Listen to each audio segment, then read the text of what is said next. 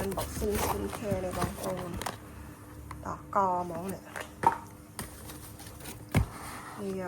ម៉ាស់បិទមុខអានេះគ្រីមយប់អត់ស្អាតទេចប់ហើយនេះ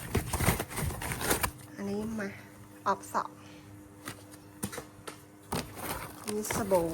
កក់សក់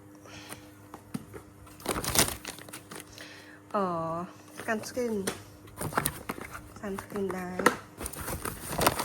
នេះក៏ sunscreen នេះមិនចប់ធំនេះប្រេងស្រោមជួយបរោះសក់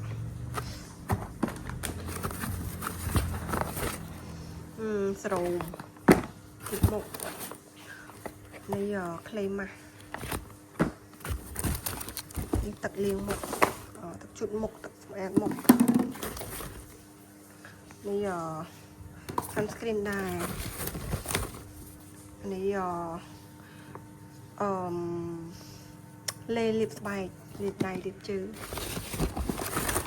អានេះថ្នាំដោះធ្មេញឲ្យសអានេះមកស្រ័យលាបពេលយប់ក្រែមចំនួន3ដើមក្រែមមានពណ៌គ្រប់ពណ៌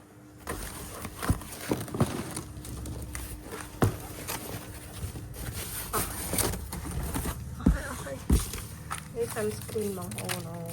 ថែមឲ្យប្រើតែចឹងសរុបមកប៉ុណ្ណឹង